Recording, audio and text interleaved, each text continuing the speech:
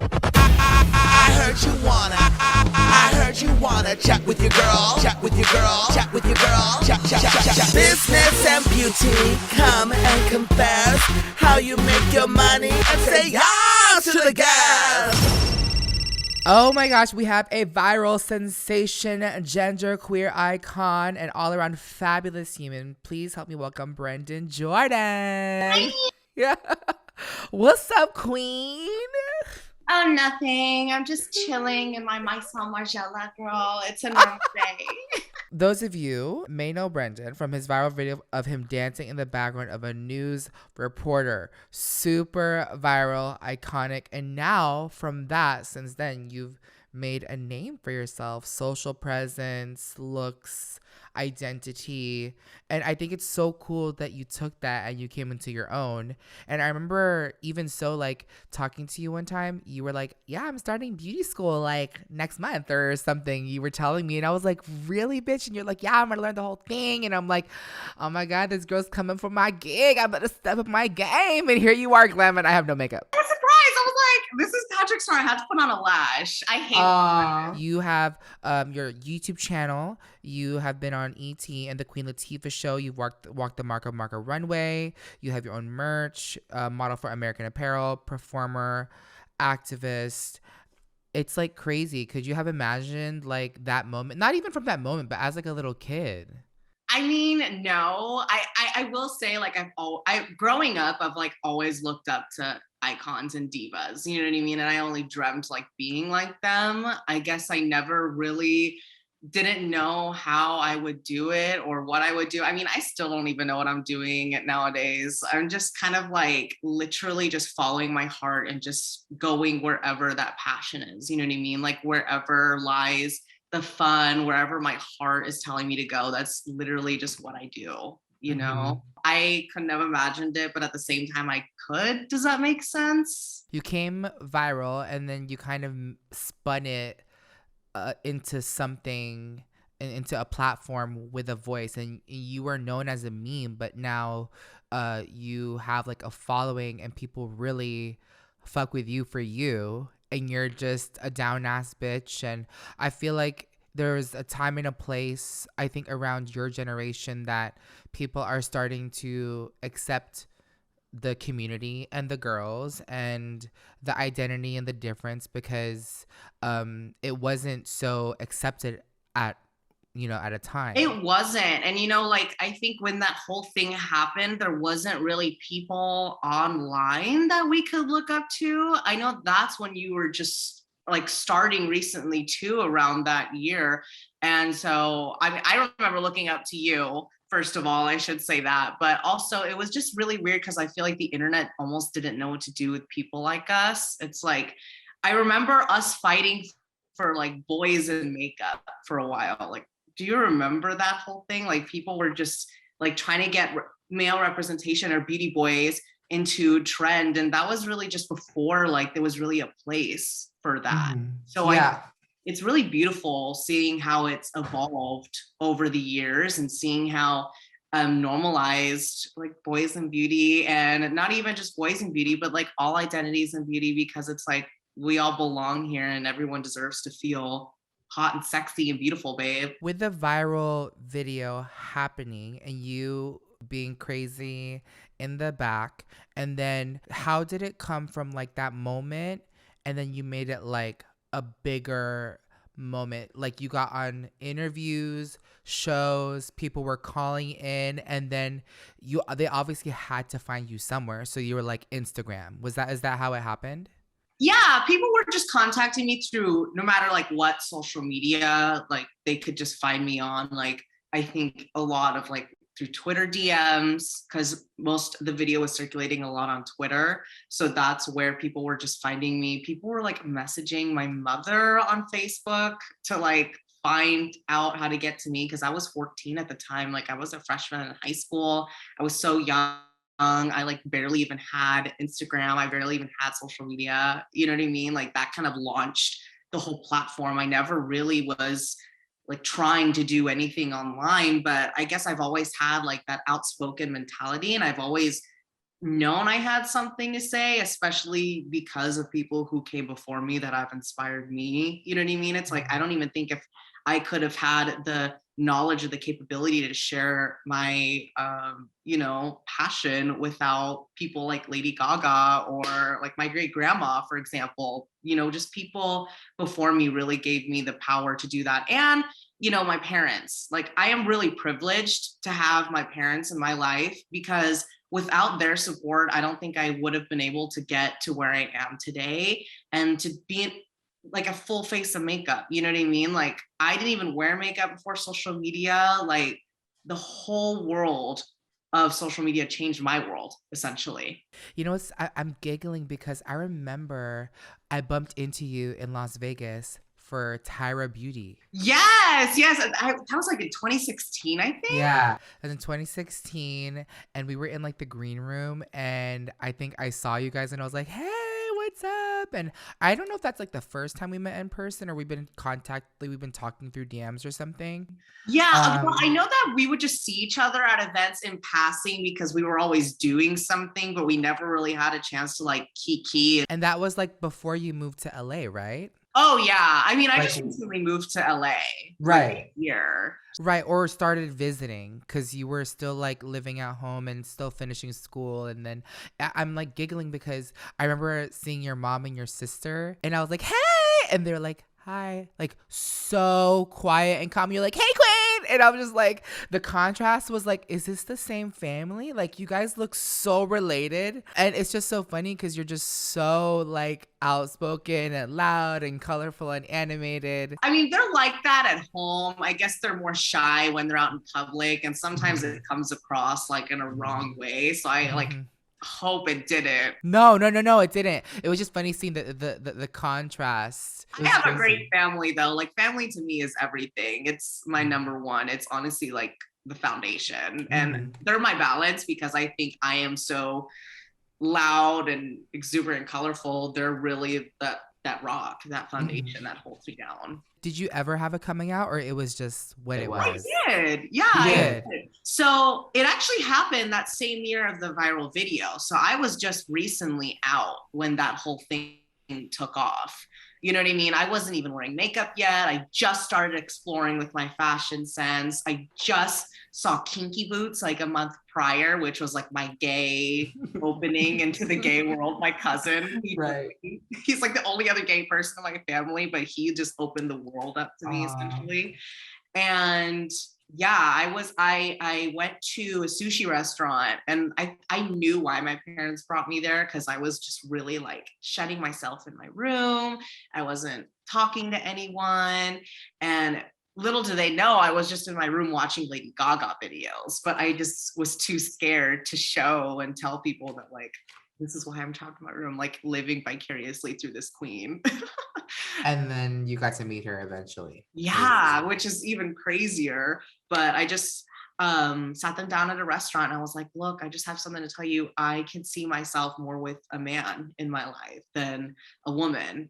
And I was 14 at the time. I was in 8th grade, about to go into high school. So like a lot of changes were happening in my life at that time. And they just open-heartedly accepted me for who I was. My dad did, my whole dad's side of the family too, and they're all Peruvian. My dad was born in Peru, and everyone down to my great-grandparents were really open and supportive. And like that's why I say I'm so privileged, because that is just not the norm. You know what I mean? Like for someone to be born in the 1920s and to be so like, yeah, you look gorgeous in makeup. Do you have other friends, like close, intimate friends that don't have that privilege? And do you understand it? Yes, I have met several people. I wouldn't really say like close. Most of my friends are girls, but I do have really close friends who identify within like the sexuality spectrum, who have had experiences with their parents where they were not so supportive. And I think just coming to the realization that I am privileged and I should be grateful for this every single day, but not only that, use this power that I have to give the support to people who don't have it. Because I see it in my dear friends. You can tell almost when someone's parents used to not support them, but now do, or either like don't support them completely. And it's like, it's sad, you know, you really want, it's like you almost feel guilty. You're like, why do my parents support me but theirs don't? You know, it's something that I wish I could give to everyone, and honestly it just powers me to just give that love to people who don't have it, essentially. You know, I feel like a mother, I just want to nurture everyone. Yeah, it's crazy because I myself, I had my parents, they didn't understand, but I think I mistakenly perceived their lack of support as not loving me. I think they were just more scared of like that. So it's kind of like a gray area for me where I'm like, they didn't support me. They didn't want me wearing makeup, but then they still loved me. It was kind of like a mind fuck in my head. It's like, we love you, but don't fucking do that. And it's just like, okay. They didn't understand, but they also knew how bad the world could be. And so I think they wanted it more so to protect me, but that was their way of sheltering me, which I thought was constricting me at that time. And I'm thankful for it, and it kind of allowed me to mature in a way and grow up and not run around with some hooligans. But I feel like a lot of people have those mixed signals, like, we love you, stick to our tradition, this is our family line, this is our bloodline, you're gonna carry the name, especially for men. Yes, yes. So I'm the only it's Jordan, I guess, who can carry the name. So I totally yes, see what you're saying there. yeah, it's Ask you this, crazy. Yeah. did you ever like, did you go dark on your parents during that time period in your life? Like, did you kind of push them away because you felt like you weren't being supported at home? I think for a period, it's so crazy because people are not gonna. I've never said this, but I feel like during my reign as Patrick Star, I had to really not push them away. I had to learn the business of being who Patrick Star is, owning who I am, because I feel like there was a lot of wanted participation in who I am now, and they wanted to be a part of it and kind of tell me what to do as Patrick Star. But I'm like, yo, this is my drag. It's not your drag, because I feel like there was one part where I was like Patrick straight, and then I was like college Patrick, and then Patrick Star was born when I was like 23, and then they were like, okay, we're confused, but we get it, fine, go ahead and do makeup. And then it like started popping off, and they were like, oh cool, so how's it working, this and that and this and that, and I was like, skirt. So the only person that out of my family that's involved in my business 100% is Peter, my younger brother. So he does all my operations and management alongside my personal manager. Peter's my business manager.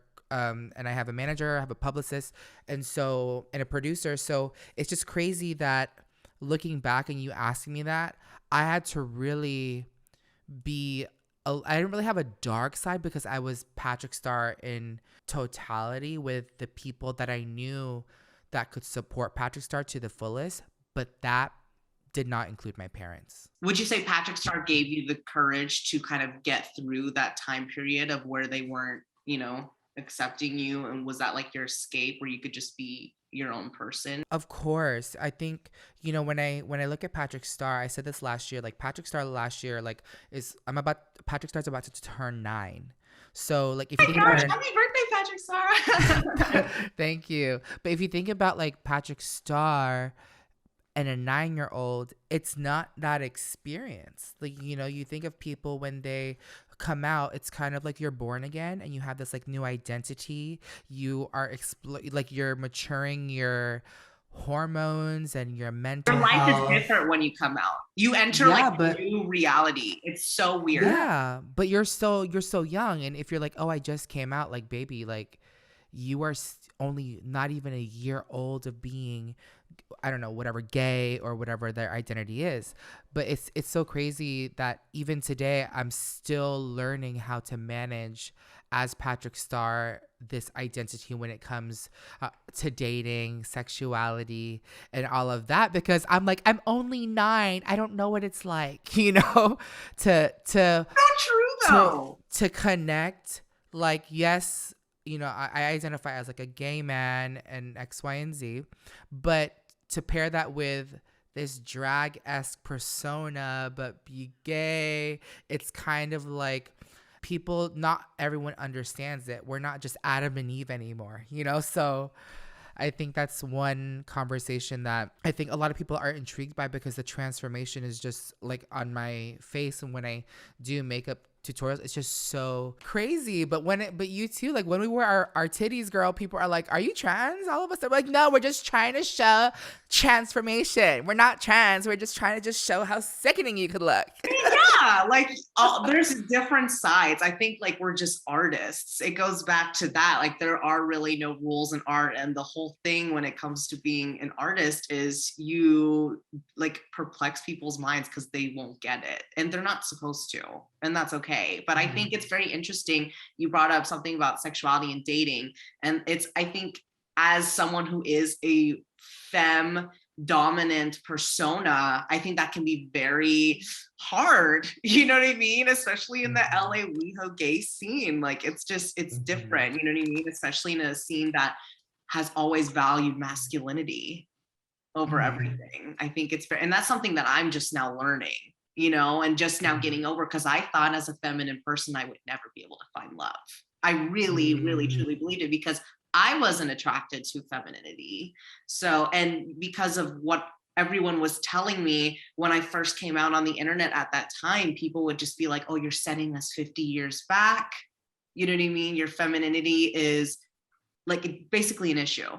And that being told at that age, at 14, when you just barely came out into a community that you thought was supposed to have your back, was just the biggest mind-boggling thing, and something that has stayed with me for years. The funny thing about the community and the LGBTQ community, it's funny, but it's exciting, is that there are more colors than Roy G. Biv.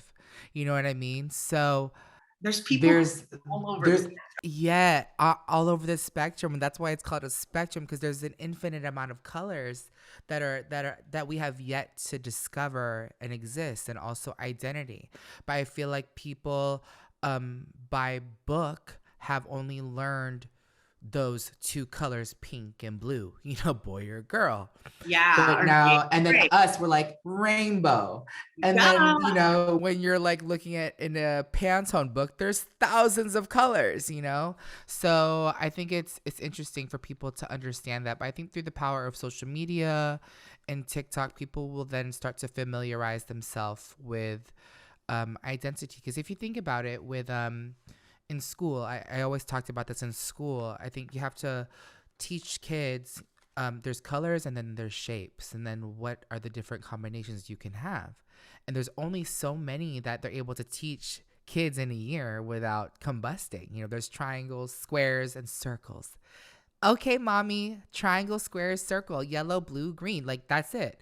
And we're still learning. But I think when it comes to our identity in our teens and our adolescence, we start to explore ourselves at that age. We're influenced by the media, pop stars, music, and it's really crazy. Limitless. I think totally. They try to put a limit on themselves, but it's like the human mind is so complex. And not us being philosophers right now. Literally. No, but like being human in itself can mean any sort of thing. And honestly, I will say I'm really grateful to live in a city like Los Angeles, where that is more celebrated than not, where people can just be who they are and explore whoever they are. I think it's the coolest thing. Even someone who may seem like they're so self-assured like me, I'm really not. I'm figuring it out just like the next person is. But I think that I'm really lucky to live in a city that is, you know, more supportive of that than areas where that's not. Obviously, it's a huge like honor in a weird way to live here, because we can just go to the store looking like this and not like fear for our lives, essentially. True. How old are you now? I'm 22. I just turned 22 in September. 22. Your identity, you identify as? I mean, queer, I guess. I am attracted to men, and I am non-binary. So I literally just tell people like I'm the best of both worlds, baby. I'm like a boy and a girl in one body.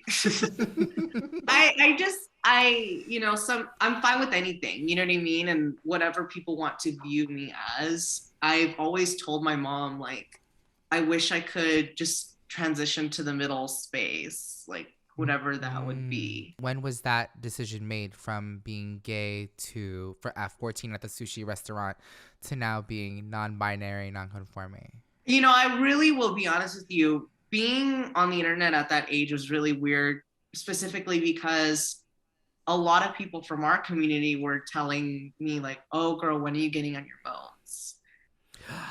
Bitch, how much time do we have on this podcast? People would say the same thing. Same thing, right? People, yes. Like, So I like, can't girl, wait to stick you with some hormones, girl. Yeah, when are you going to get on moans, girl? Like, yes, like you're when so passable, you're so sickening. Or like just like older people that I looked up to. And I say older loosely, like a couple years, whatever. Like grandmas. No. Or granny, shut up, girl. No, but actually, I just remember going to these events like at 14, 15, 16 and getting pointed at and be like, you need to get on blockers right now. Or like people just messaging me like saying, you're pretty, but you will look even prettier as a girl. And that to me was like a little damaging because I'm like, oh my God, like, does that mean I'm not okay just being the way I am, like as an effeminate person, just exploring who I was. Like I'm 14, you know what I mean? And I won't lie to you, there was a certain truth to what they're saying because when I was little growing up, I always felt like I was a half girl. I don't know how to put that into words. It's like I just wanted to be a girl, and I felt like a mermaid.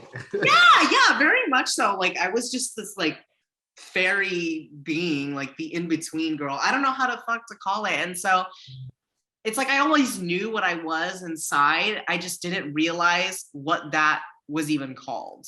You know what I mean? Until I was just researching and watching a lot of trans YouTubers who really helped me find myself again, essentially. But it's so funny that you say that you had the same experience because it still happens today. It's so funny. Like I have a very close friend that does the same thing, and it's so funny because before when I started doing makeup, I would wear like crazy dramatic eyes and 301s and bottom lashes and white contacts, and that was that. But the moment I would do something more wearable, a crease in the eye, a little Ardell lash, they would be like, bitch, you're so fucking fishy, girl. If I just need to, they would always do the motion and the injection motion. They'd be like, girl, I just need to hit you with the hormones. If you're listening, you probably know who I'm imitating. I think I know who you're talking about too. Yes, which she's told the same thing. Yes. It's just so, I mean, I take it as a compliment. Yeah, for sure. I used to be like, oh, should I, but now I do take it as a compliment. And like, I won't lie. And I haven't even told anyone this anyways. I don't even know if I should be sharing this, but I've heard that there are some people who are going on hormones for what they call a non-binary transition. Have you ever heard of that? I have never heard of that. I had a close friend who is trans tell me that and say that there's a couple people who are actually doing that right now. They just like aren't really that open with it. And what they're doing is they're essentially just taking a certain amount of hormones without taking the blockers. So it's kind of like this cocktail of both. And I won't lie, it sounds intriguing, but I haven't researched anything yet. And I haven't talked to doctors, but it's funny because it's like I've always talked like, I wish that was an option. I didn't know it was, right. I mean, I have my own way I want to look. I want full hips, flat chest. Same. It's just crazy because I think, I don't want to say like I was a part of it, but I would be lying if I denied it. But I think I was a part of this identity discovery because I've always been Patrick Star online. I've always identified as male. I've always had nails. You've definitely been an outlier because it's like, it's so funny because the whole time you would always refer to yourself as male. You know what I mean? And always refer to yourself as like a gay man. You know, am I correct? Is that? Yes. But then it would look so feminine and people would be like, It's like femme the house down, realness, passable. And then the moment I would put on a wig, people would, even when I play my character Brenda, it's so funny. I play this alter ego Brenda, country lady. But I played her last week and I put on the wig and I put on this beautiful Target sweater. And when I kid you not, there were so many women in her age, like 40s and 50s, going, "You look so beautiful." And I'm like, oh my God, not me. But they're truly like You're selling the DMing me. but And I'm selling the fantasy, but they love what she's wearing. They love what Brenda is yeah. doing. And it's just crazy how passable Brenda is separately from Patrick Star. But then at the end of the day, like when I'm just brushing my teeth and pissing in the can, it's like I'm standing as a male. Do you use the men's restroom? Can I ask you? Oh my gosh. It depends. Sometimes because I know that It can be scary. using the male restroom can be scary, but I know if I look feminine and I have my mask and I have like my high-waisted mom jeans and my bodysuit on, which is like my outfit all the time, I know I don't want to spook men, so I'll just hop in the women's restroom. And I have this turban, so you can't really tell if I'm feminine or not. But I think for the most part, I'll use the women's restroom for the sake of Just for using like it. for safetyness and everything. Yeah, for safety and consideration, because you just never know with guys that are bros. I use the women's restroom too. I mean, I get stares in both. I'll be honest. Really? Yeah, because I feel like you're a little bit more like passable than I can be. I think I'm very much more on the androgyny side. Yeah, in my head, I think I'm androgynous, but because I have a turban and I'm plus size, like I got curves and titties, girl, so I just may look like a big girl with small tits. So But I love it. I think And we love it. but if it's in WeHo, bitch, like I'll use the men's restroom or the women's restroom. I mean, everyone just needs to fucking go, you know. It is what it is. So tell us about you and Lady Gaga and what that meant to you, like at that moment. She's my queen. She reached out obviously like when that whole thing took off, and since then I think I've like met her and been with her but like 6 different occasions, which is like insane to me. I just view her as honestly a true inspiration and icon with that. But not only that, but getting to work with her makeup brand, House Labs, was also a huge thing for me, because never in my life would I have imagined that like I'd be like a cover girl for her at the same time. So I guess it just all goes back to, I just think of little middle school me, like locking myself in my room and watching her interviews. And I wouldn't watch it from a fan. I mean, obviously I'm a fan, but like I would watch it more so of like learning her philosophy. And if Fabian is there, he will totally know what I mean. Because I think she's such a smart woman, and I have such a respect for artists and such a respect for people who really just pave their own way, like you, like her, like people who just stick to their own paths and don't give a fuck about what the world says about them, and honestly follows their heart. You know what I mean? Because like there's thousands of voices, and I imagine even you, like there's thousands of voices always around you telling you what to do and what you should be doing, and what you should be doing next and what you shouldn't have done. But I think at the end of the day, you're the only one who knows that. You know what I mean? And us as people, and just independent people, strong women, I've always looked up to strong women. So just being in her presence and having her acknowledge who I was a huge, I guess just assurance that I can just do anything I want in this life. You know what I mean? And we can do anything that we want in this life. And I don't know. I mean, do you ever think of little Patrick? All the time. I was listening to you just talk just now, and a lot of thoughts were going into my head about being compliant versus having camaraderie.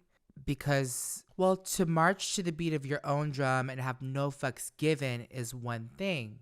But in between, you have to give like a reason for being such. Now, if you have a reason for being disruptive and a reason for being different and doing and going the opposite direction, I keep bringing this up. There was an influencer that said, she got this quote from something else, and she said, if you want to go fast, go alone. If you want to go far, go together. So when it comes to thinking of going one way and being crazy, no fucks given, but if you can be no fucks given with a team and have support, as an example, like your parents, like my team, or Lady Gaga's team, it's so much more powerful, but it takes a lot of educating too. I remember even on my own team, I would make crazy decisions on the brands and for the direction of my career, and they would be like, okay, and I would be like, okay, this is the reason for being what I want, where I want to go.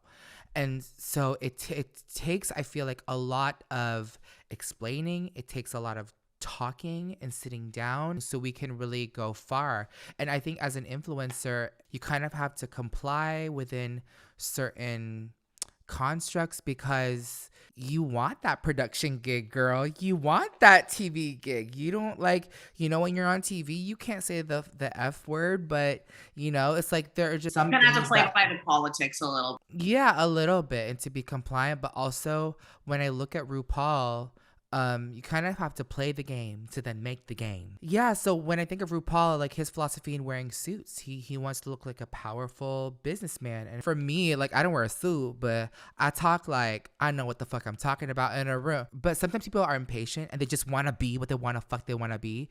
But I feel like if people pay attention and educate and have power and camaraderie and companionship, you can go really, really far together with that support. And I think that's what you've done in terms of like having your followers, and even with Lady Gaga and other amazing people that I've interviewed here, is that they have a support system, and in terms of personal and professional too. And I think that's something in terms of a foundation that people could really work on in aspiring to be in a career like yours. Yeah, that is really beautiful, Patrick. And I haven't really heard much people talk on that specifically, you know what I mean? Because being an artist and being outspoken, there is that isolation aspect, but I think it's very important to also have like that grounding foundation of support, which is like, you nailed it. You know what's crazy? This is just the fucking tea. When I look at these artists that have popped off for being so different, like Lizzo, Doja, Lil Nas, even someone like Dixie D'Amelio. I was watching her channel this morning.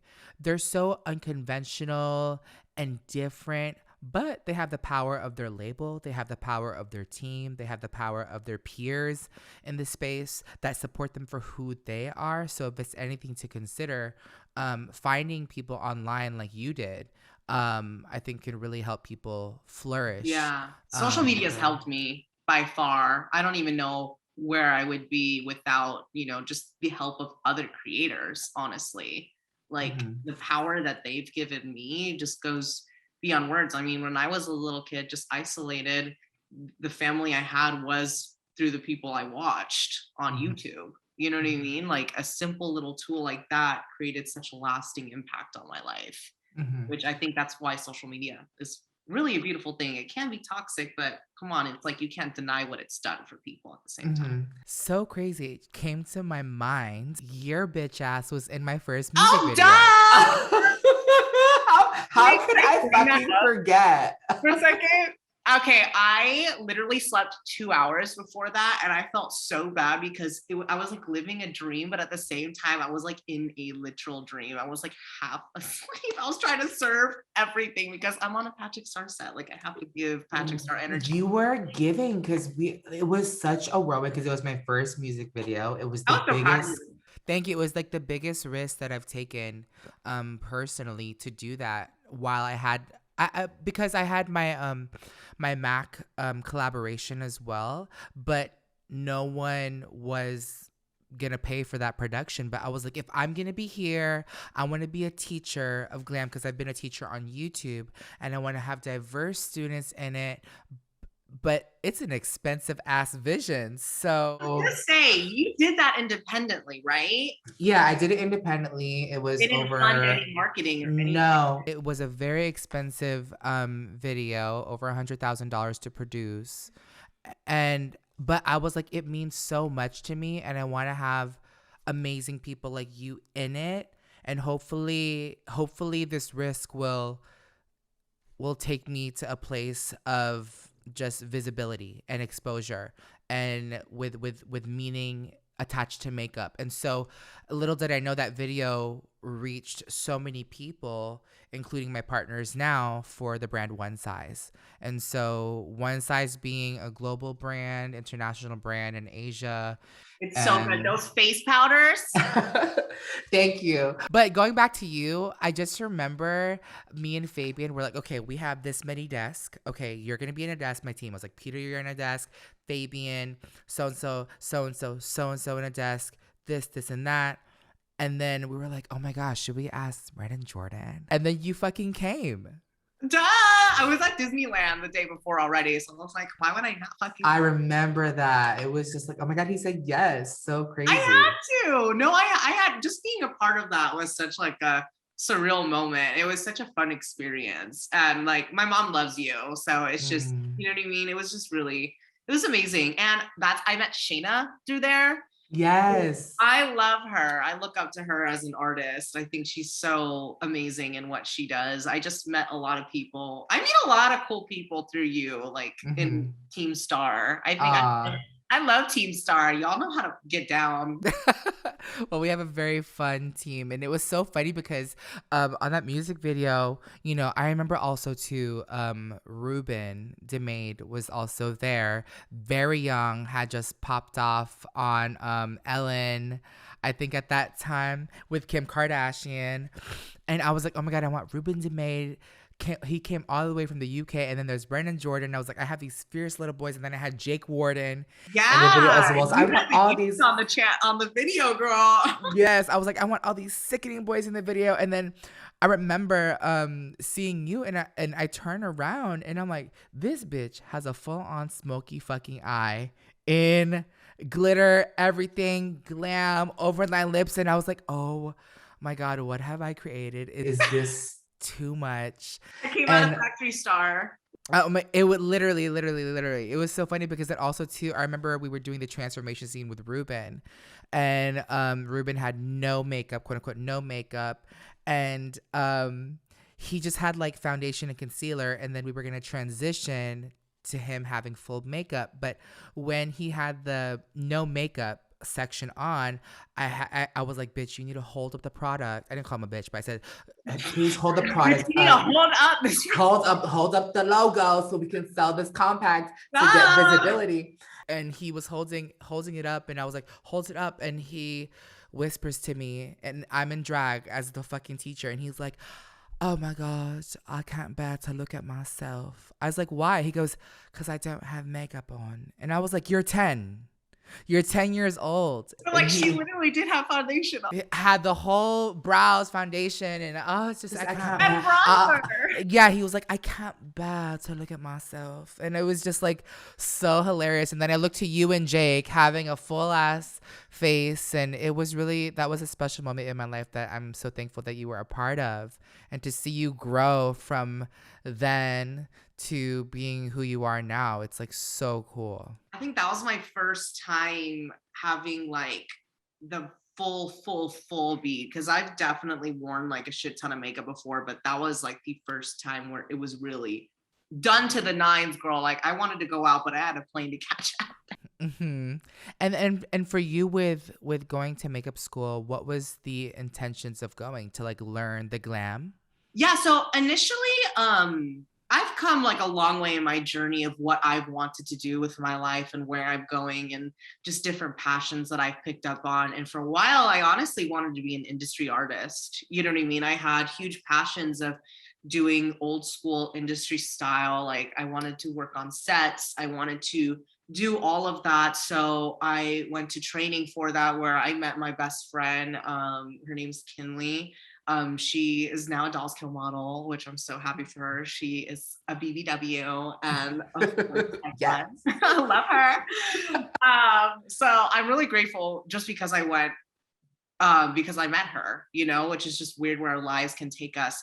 And I had amazing opportunities. You know, I visited on set through one of my friends who is working through some major box office hit horror movies, and she's the key artist for them.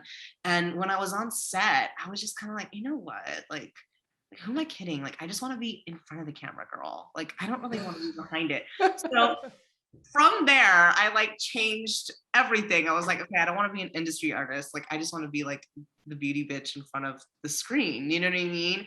And that all went back to my love of film and TV. Like, I have huge passions of film and TV and breaking into Hollywood, specifically for the genderqueer space and just the gender bendy, non-binary space that Hollywood is really holding up right now. I think that there's it's like tapped, but still kind of untapped market.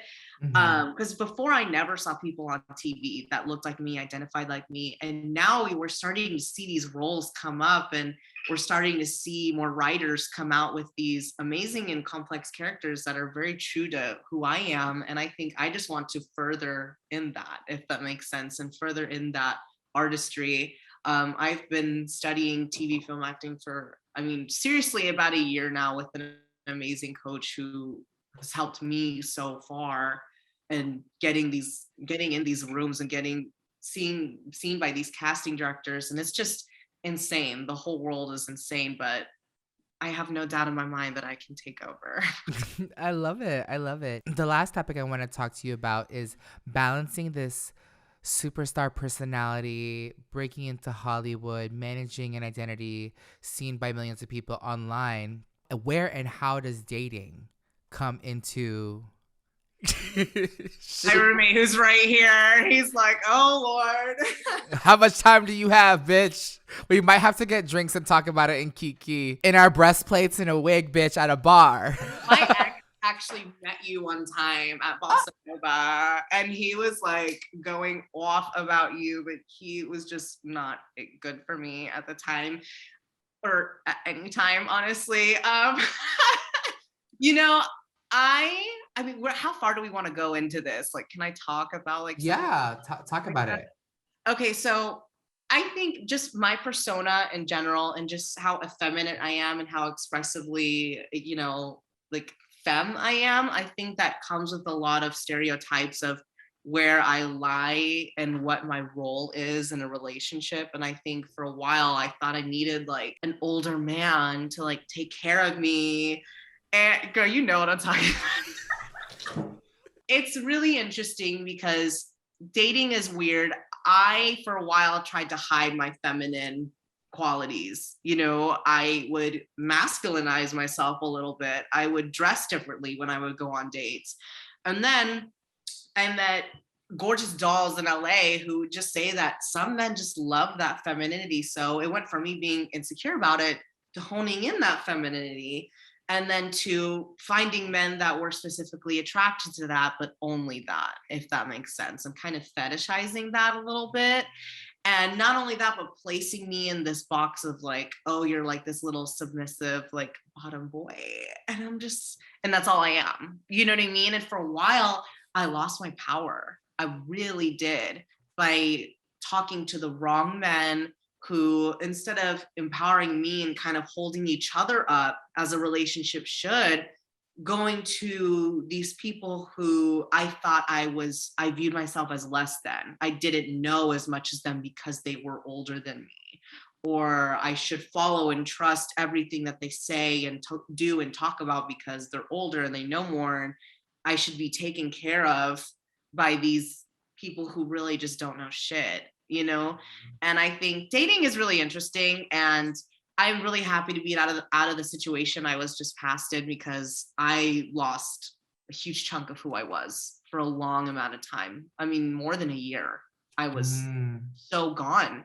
I really was. And I don't know if you've ever experienced a relationship like that, but it's the most disheartening thing, because I'm kind of in this emotional space right now where I am just learning to find who that is again and honing that power. It's like I'm finding myself subconsciously doing things that I knew wasn't allowed or okay in my last relationship. Are you glad you went through it?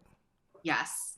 Because if not, you would be going through it in the near future. Yes. Right. And so you know what? I hold nothing against that person. I hold nothing against anyone who's ever done me wrong, because at the end of from a higher self form of speaking, everything that happens to you is meant to teach you something and really just show you a reflection of what's going on in the inside.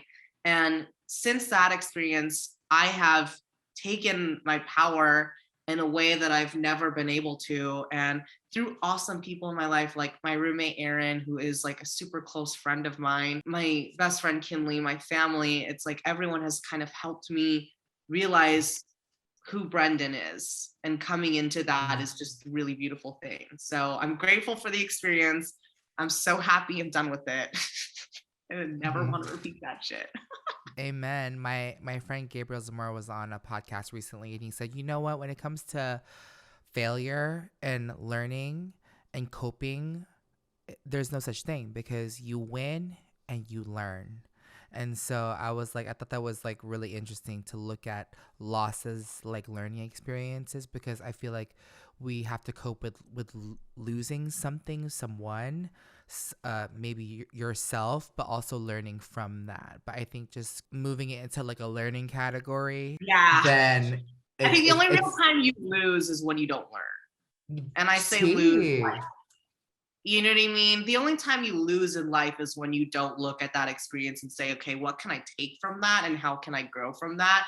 And hopefully not do it again or do it differently. T.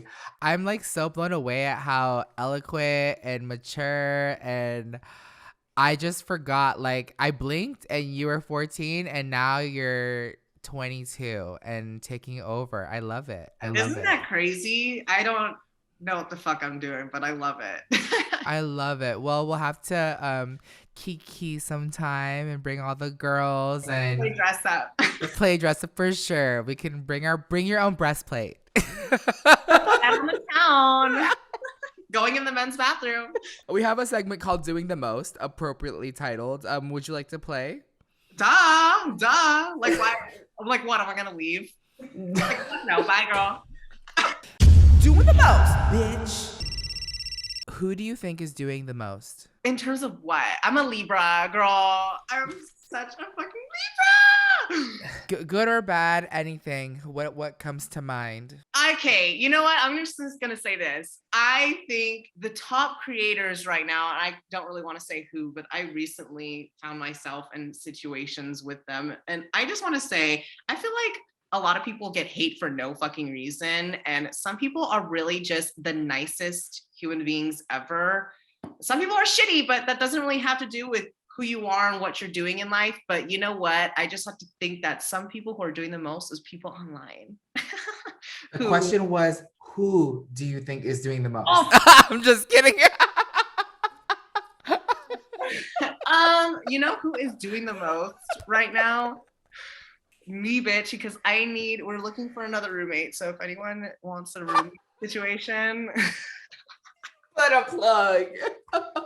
we're because we're trying to move into a house. Okay. Love it. Oh my god, that was like I said rapid fire. You gave me a whole. I know, or maybe my ass on Grindr is doing the most. Bitch, I was about to say she's about 4,670 feet away. Did you see that verse top in there? I was like, I was about to report the profile. No, I'm a top icon, okay? I am LA's newest top. I don't care what anyone has to say. I literally am coming in my power as a femme top, okay, babes? Let that be known. I love it. I love it. Yeah, so any listeners out there who love femme tops? I'm gonna scream. Okay, what means the most to you? My great grandma. Love cute. her. Forever icon. When were you the most messy? Probably 2 nights ago. Yeah, I was so drunk. I went to Avita and I was just drinking vodka with the straw. I don't drink often, but when I do, I like drink. And I ordered 100 chicken McNuggets. I lost my car keys.